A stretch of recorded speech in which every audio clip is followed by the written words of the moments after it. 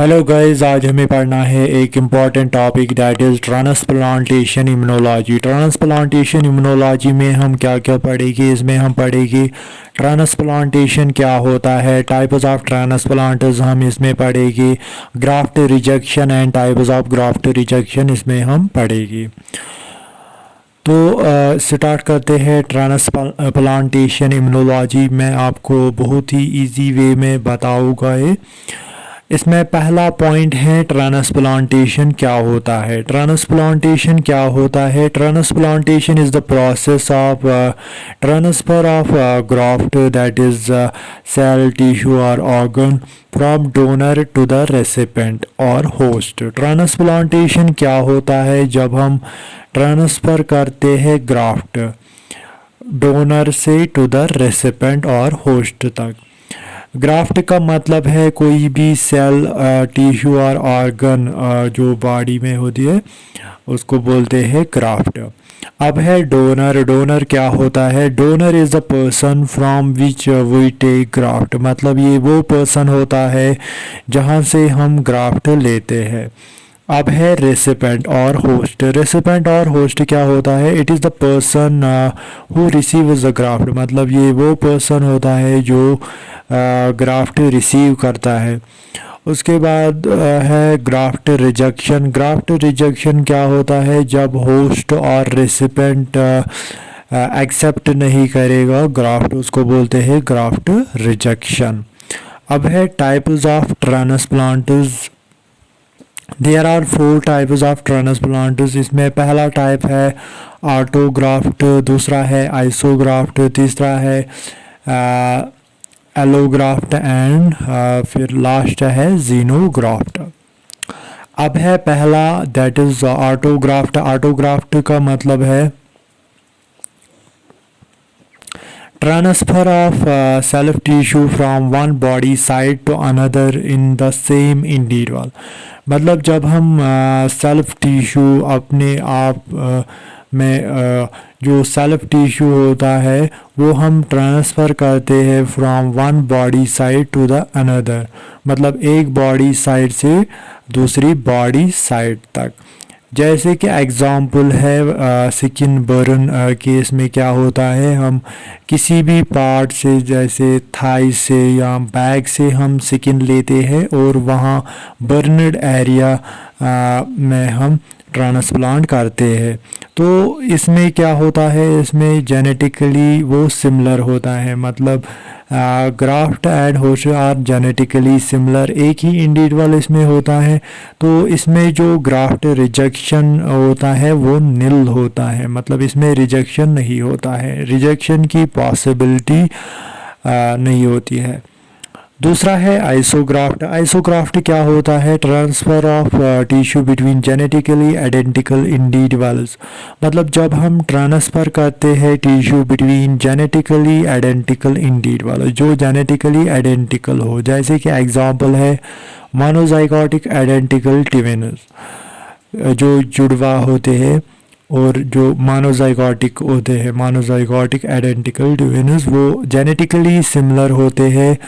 उनमें भी जो ग्राफ्ट रिजेक्शन होता है वो निल होता है, उनमें भी ग्राफ्ट रिजेक्शन नहीं होता है। अब है तीसरा type that is allograft. Allograft का मतलब है ट्रांसफ़र ऑफ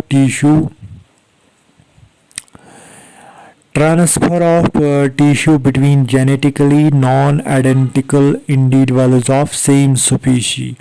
मतलब जब हम ट्रांसफ़र करते हैं tissue between genetically non identical individuals, मतलब जो जेनेटिकली नॉन आइडेंटिकल होते हैं between of same species. Same species का मतलब है जैसे ह्यूमन, बिटवीन ह्यूमन्स।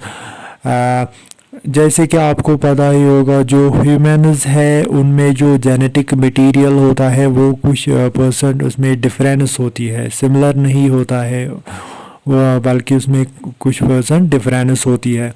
जैसे एग्जांपल है इसमें किडनी ट्रांसप्लांट करते हैं हम from one person to another person, और इसमें जो ग्राफ्ट रिजेक्शन होता है वो इसमें होता है। मतलब पॉसिबिलिटी है यहाँ पे ग्राफ्ट रिजेक्शन की। तो ये है एलोग्राफ्ट।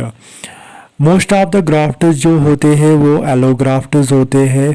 ये हम आगे देखेंगे क्यों होते हैं एलोग्राफ्ट ज़्यादातर। चौथा है जीनोग्राफ्ट। जीनोग्राफ्ट का मतलब है transfer of tissue between different species. मतलब जब हम ट्रांसफ़र करते हैं टिश्यू बिटवीन डिफरेंट स्पीशीज़ का मतलब है जैसे from between animals and humans. जैसे हम ट्रांसप्लांट करते हैं पिग हार्ट को, हम ट्रांसप्लांट करते हैं ह्यूमन्स में, ऐसे ही मंकी बोन्स हम ट्रांसप्लांट करते हैं ह्यूमन्स में। तो ये है different species. But nowadays better options are available. मगर आजकल बेटर ऑप्शंस अवेलेबल है इन प्लेस ऑफ जीनोग्राफ्ट के अलावा बेटर ऑप्शंस अवेलेबल है। तो जो भी ग्राफ्ट्स होते हैं, मोस्ट ऑफ द ग्राफ्ट्स जो होते हैं वो एलोग्राफ्ट्स होते हैं। बेटर ऑप्शंस अवेलेबल है आजकल। So most of the grafts जो है वो एलोग्राफ्ट्स होते हैं। अब है बेस्ड ऑन डोनर। अगर हम डोनर की बात करें कि अगर ये अपनी ही बॉडी है मतलब सेल्फ और सेम इंडिविजुअल है तो उसको बोलते हैं ऑटोग्राफ्ट। अगर ये आइडेंटिकल ट्विन्स है तो उसको बोलते हैं आइसोग्राफ्ट और सिनग्राफ्ट। अगर ये ह्यूमन है मतलब सेम स्पीशी है तो उसको बोलते हैं एलोग्राफ्ट। अगर ये एनिमल है मीन्स डिफरेंट स्पीशीज़ है तो उसको बोलते हैं जीनोग्राफ्ट। और जो ये ऑटोग्राफ्ट एंड आइसोग्राफ्ट इनमें नो रिजेक्शन होता है, मतलब इनमें ग्राफ्ट रिजेक्शन नहीं होता है, निल होता है इनमें ग्राफ्ट रिजेक्शन। और जो ये ऑटोग्राफ्ट एंड जीनोग्राफ्ट होता है इसमें क्या होता है rejection, graft rejection is there. इसके बाद है हिस्टोकम्पैटिबिलिटी। हिस्टोकम्पैटिबिलिटी क्या होता है? If a graft and recipient are histocompatible to each other that is antigenically similar. मतलब जब एक ग्राफ्ट एंड रेसिपेंट और होस्ट वो हिस्टोकम्पैटिबल होगा टू ईच अदर, मतलब वो एंटीजेनिकली सिमिलर होगी तो उसको बोलते हैं हिस्टोकम्पैटिबिलिटी। Graft is accepted. इस केस में क्या होता है, जो ग्राफ्ट होता है वो एक्सेप्ट होता है। जैसे एग्जांपल है इसमें ऑटोग्राफ्ट एंड आइसोग्राफ्ट और हिस्टोकम्पैटिबल, मतलब इनमें ग्राफ्ट रिजेक्शन नहीं होता है, ग्राफ्ट एक्सेप्ट करता है कौन, होस्ट और रेसिपेंट। दूसरा है हिस्टो इनकम्पैटिबिलिटी। हिस्टो इनकम्पैटिबिलिटी इसका अपोजिट है, मतलब हिस्टोकम्पैटिबिलिटी का अपोजिट है ये। If a graft and recipient are histo incompatible, मतलब जब ग्राफ्ट और रेसिपेंट क्या होगा, histo incompatible, that is antigenically dissimilar, मतलब एंटीजेनिकली ग्राफ्ट इज़ रिजेक्टेड। इसमें ग्राफ्ट रिजेक्ट होता है और इसमें एग्जांपल है एलोग्राफ्ट एंड जीनोग्राफ्ट, इसमें एग्जांपल है। अब है टाइप्स ऑफ ग्राफ्ट रिजेक्शन। इससे पहले हम देखेंगे ग्राफ्ट रिजेक्शन क्या होता है। ग्राफ्ट रिजेक्शन क्या होता है, जब होस्ट एक्सेप्ट नहीं करेगा ग्राफ्ट को बिकॉज ऑफ इम्यूनिटी, जो हमारी बॉडी में जो इम्यूनिटी होती है वो रिकॉग्नाइज करती है सेल्फ एंड नॉन सेल्फ को, बिकॉज ऑफ दैट ग्राफ्ट जो होता है वो रिजेक्ट होता है। अब है टाइप्स ऑफ ग्राफ्ट रिजेक्शन। यहाँ पे हम थोड़ा सा आइडिया देखेंगे, फिर हम ये सब डिटेल में डिस्कस करेंगे। पहला है यहाँ पे ग्राफ्ट रिजेक्शन। दूसरा है टाइम टेकन फॉर रिजेक्शन, मतलब कितना टाइम लगता है रिजेक्शन में, और इम्यून मैकेनिज्म कौन सा इन्वॉल्व है। पहला है हाइपर एक्यूट। हाइपर एक्यूट में क्या होता है, मिनट्स टू हावर, मतलब जो ग्राफ्ट होता है वो रिजेक्ट होता है आफ्टर फ्यू मिनट्स। हमें पता चलता है कि ग्राफ्ट रिजेक्ट हुआ है और हम रिमूव करते हैं सब्सिक्वेंटली। परफॉर्मड एंटीबॉडीज़, मतलब ये किसकी वजह से होता है, बिकॉज ऑफ परफॉर्मड एंटीबॉडीज़ हमारी बॉडी में होती है। दूसरा है एक्यूट। एक्यूट का मतलब है आफ्टर फ्यू वीक्स में ये रिजेक्ट होता है। इसमें कौन सा मैकेनिज़्म है? साइटोटॉक्सिन, टी सेल मीडिएटेड और एंटीजन मीडिएटेड मैकेनिज़्म इसमें इन्वॉल्व है। तीसरा है क्रॉनिक। क्रॉनिक का मतलब है आफ्टर फ्यू मंथ्स और ईयर्स रिजेक्शन होता है। इसमें कौन सा मैकेनिज़्म है? Chronic delayed type hyper sensitivity antigen mediated mechanism इसमें इन्वॉल्वड है। तो ये था थोड़ा सा little bit idea of graft rejection.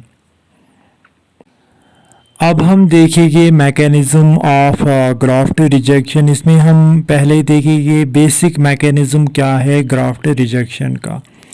आपको पता ही होगा कि जो हमारी बॉडी में जो इम्यूनिटी होती है वो दो तरह की होती है। एक है ह्यूमोरल इम्यूनिटी और एक है cell mediated immunity. Humoral immunity क्या होती है? एंटीबॉडी मीडिएटेड, मतलब ये एंटीबॉडी मीडिएटेड होती है और ये बिकॉज ऑफ बी लिम्फोसाइट्स होती है। दूसरा है cell mediated immunity. Cell mediated immunity ये होती है बिकॉज ऑफ टी लिम्फोसाइट्स और यही रेस्पॉन्सिबल होती है फॉर ग्राफ्ट रिजेक्शन, मतलब सेल मीडिएटेड इम्यूनिटी। जैसे यहाँ पे है कोई भी एंटीजन और फॉरेन पार्टिकल आया बाहर से और हमारी बॉडी में एक सेल होती है, उसको बोलते हैं antigen presenting cell. Antigen presenting cell क्या करती है? वो इस एंटीजन को एंगुलफ करती है, फिर इसको डिग्रेड करती है इनटू पीसेस में और फिर प्रोसेस करती है और फिर प्रेजेंट करती है on its surface for TH helper cells के लिए ये प्रेजेंट करती है एंटीजन प्रेजेंटिंग सेल, इसीलिए इसको कहा जाता है एंटीजन प्रेजेंटिंग सेल। तो फिर टीएच हेल्पर सेल्स क्या होगी? ये एक्टिवेट हो जाएगी और ये रिलीज़ करेगी साइटोकाइनस। जब इन्होंने रिलीज़ किए साइटोकाइनस तो उससे क्या हो जाएगा? स्टिमुलेट हो जाएगी cytotoxin T lymphocytes, that is cytotoxin 4 T cells, cytotoxin 8 T cells and B lymphocytes. B lymphocytes produce करेगी एंटीबॉडीज साइटोटॉक्सिन 8 टी सेल्स, क्या इनको बोला जाता है killer cells. Because of this यहाँ पे जो एंटीजन होता है वो डिग्रेड होता है और इस तरह से जो है ग्राफ्ट रिजेक्शन हो जाता है। तो ये था बेसिक मैकेनिज़्म ग्राफ्ट रिजेक्शन का।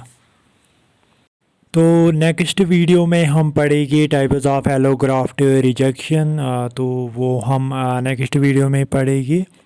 काफ़ी लंबा वीडियो हो जाएगा, तो मिलते हैं अगले वीडियो में।